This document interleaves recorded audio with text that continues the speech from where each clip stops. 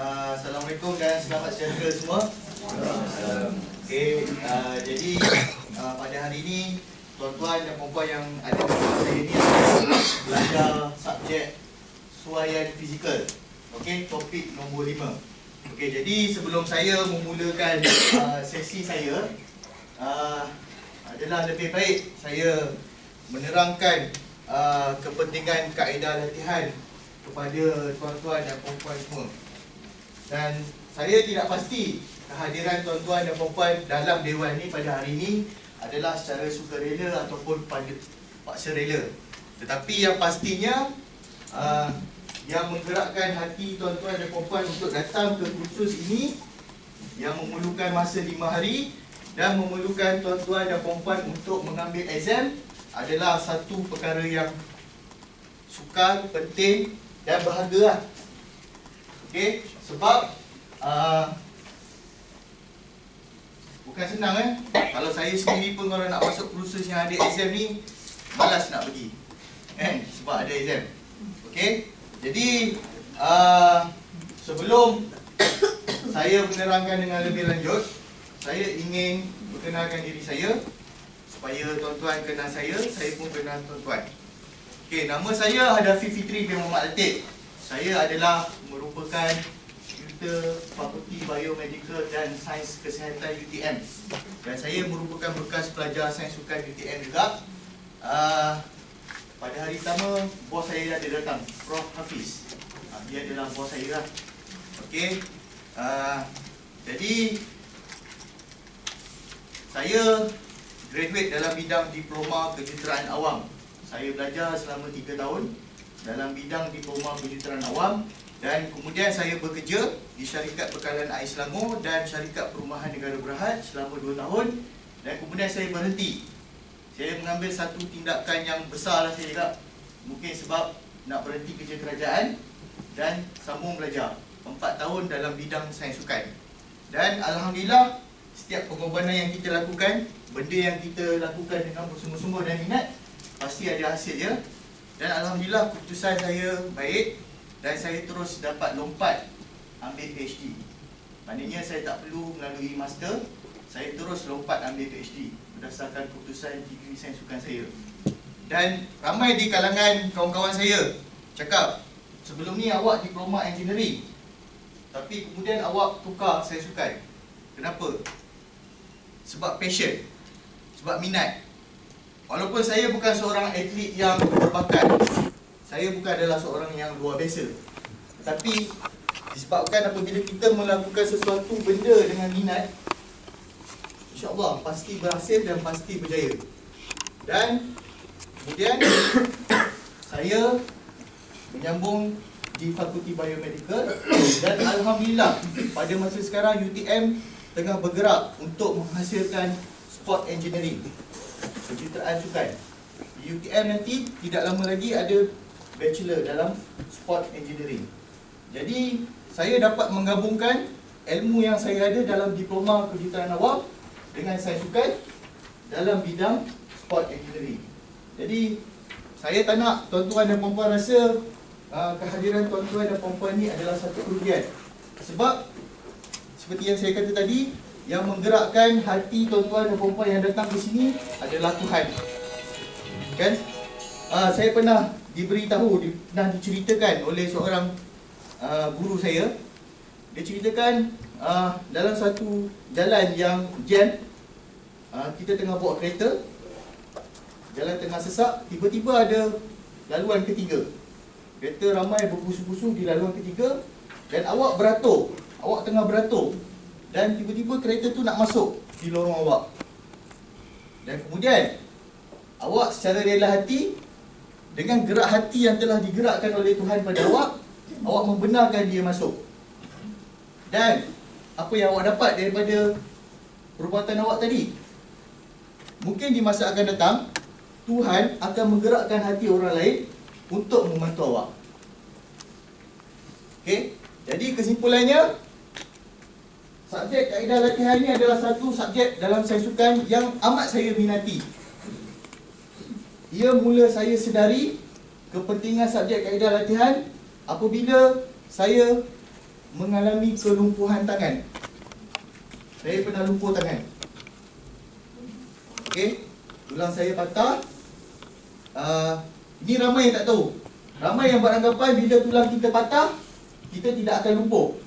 Sebenarnya ada di bahagian-bahagian tubuh badan kita di mana saraf kita melalui di sebelah tulang.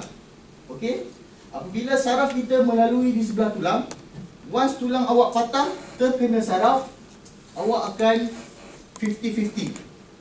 Sama ada awak akan baik, sama ada awak akan lumpuh. Dan setiap sebulan sekali selepas operasi saya akan berjumpa dengan doktor. Setiap bulan saya tanya, doktor, tangan saya boleh baik atau tidak? 50-50.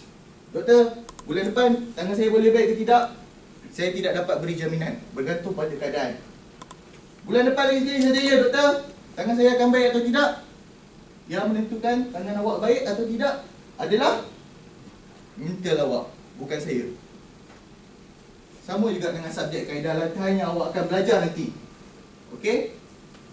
Dengan ilmu kaedah latihan yang saya belajar ni, yang saya ada ni, saya praktikkan dalam diri saya semasa saya lumpuh. Kalau orang awam, saya tak pastilah macam mana kan diorang training. Apabila diorang dapat tahu diorang lumpuh, saya tak pasti macam mana diorang training. Mungkin diorang tak ada ilmu kaedah latihan ni. Dengan ilmu kaedah latihan ni yang saya ada, saya training sendiri. Sebab apa?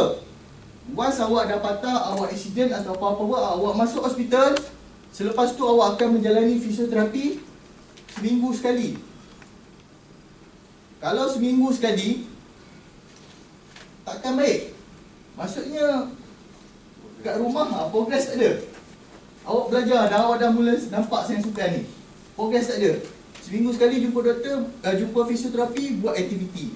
Aktiviti yang sama, aktiviti yang sama, aktiviti yang sama. Dan macam mana tangan awak nak baik? Sama juga dalam sains sukan. Macam mana awak nak capai performance tahap paling tinggi kalau awak buat aktiviti yang sama, aktiviti yang sama, aktiviti yang sama. Dan saya apply apa yang saya belajar dalam sains sukan, saya apply melalui kaedah saya sendiri. Saya buat fisioterapi sendiri dengan apa yang saya belajar. FIT principle, FITT. Frequency, intensity, time, training, type of training. Mesti ada progress untuk kita dapat keputusan yang baik. Okey? Jadi apabila berlakunya keadaan macam ni, inilah pentingnya subjek kaedah latihan. Awak jangan pandang things dalam kotak saja. Fikir di luar kotak. Apa benda yang awak belajar pada hari ini bukan hanya membantu atlet awak, tetapi mungkin membantu mak-mak kita, ayah-ayah kita, makcik-makcik kita yang stroke ke apa ke, boleh membantu dia orang juga. Jadi jangan kita kecilkan skop. Kita datang hari ini, yang kita belajar sains sukan untuk atlet. Tak. Kita luaskan skop, think out of the box. Apa yang kita belajar hari ini kita boleh apply kepada masyarakat. Okey? Okey.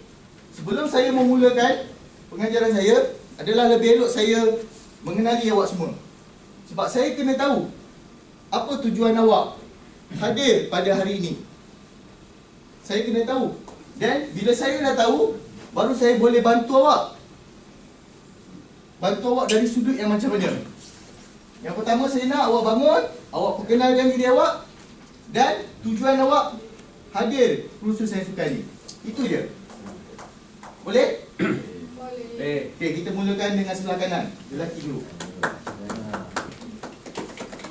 Ya, bukan pada saya. Saya nak awak dalam kelas ni bagi tahu kenapa awak datang pada hari ini. Assalamualaikum warahmatullahi wabarakatuh. Saya Muhammad Ashraf bin Mazin.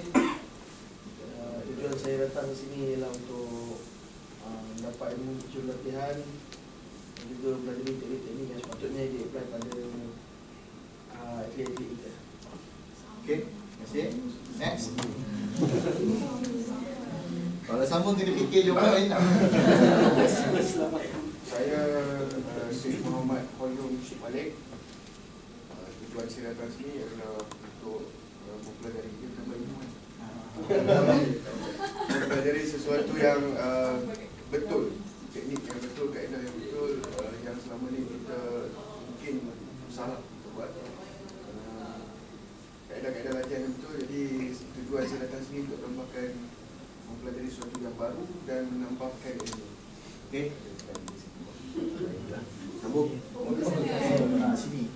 Sana tadi. Ini paling panjang. Saya Zulaikha binti Yaakob. Saya datang sini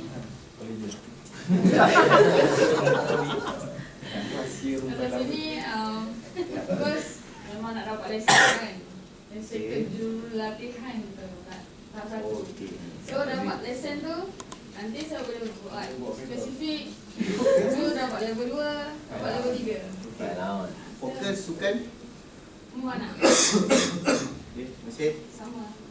Next. Okay, Assalamualaikum warahmatullahi wabarakatuh. Nama saya Siti Nurul Ismail.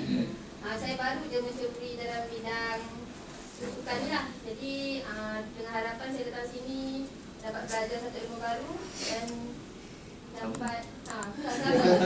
Saya mau datang dan kita tahulah kita dalam sini apa yang kita buat ni betul salah.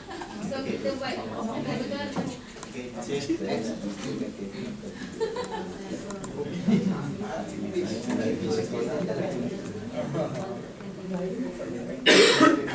Tambah lagi satu lah, sukan. Sukan? Okay, next. Saya belajar bahasa Selawi. Saya datang supaya saya dapat tahu apa yang terjadi pada adik saya dan juga pengetahuan untuk diri sendiri dan balapan badan. Okay, next. Pak. Tuan. Nama saya Muhammad Hafiz bin Masin.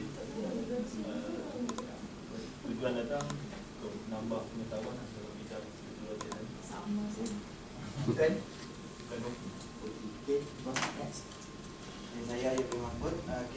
Pertama saya datang ada dari statement dengan kawan lain tak datang. So bila datang ni Jujur. betul. Bagus. So saya akan ambil lah apa yang saya dapat dekat sini. Okay. And then share lah dengan sahabat-sahabat dia. Okay. Okey, untuk sukan balapan padang dan juga bowling lah. Okay. Next. Lagi saya satu nama lagi Krishna. Sukan balapan padang. Kelihatan ini tujuannya untuk dapatkan ilmu dalam latihan dan nak apply aplikasi di sekolah. Okay. Next. Lain dari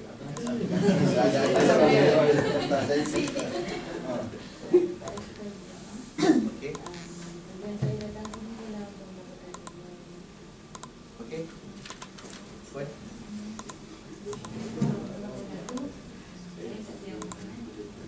Ini untuk menambahkan ilmu kejurulatihan agar dapat aplikasikan untuk menjadi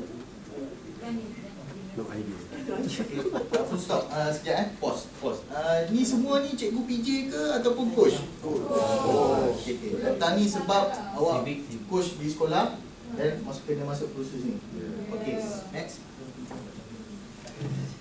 Assalamualaikum warahmatullahi wabarakatuh. Saya Jumlah Pengajar Sekolah Warna. Tujuan kursus ni pertama first bisa jawab lah sebab dapat soalan. Okey, di samping tu kita pun juga ada tempat lain untuk menambahkan ilmu sampai keyakinan pada diri sebenarnya untuk melatih atlet lah. Keyakinan pada diri untuk melatih atlet. Okay, ini lain sikit. Sebab sekolah pun ada kerja walaupun sebenarnya sukan bukan bidang kita lah. Bidang saya adalah ekonomi sebenarnya. Jadi bila keyakinan ni Okay, next.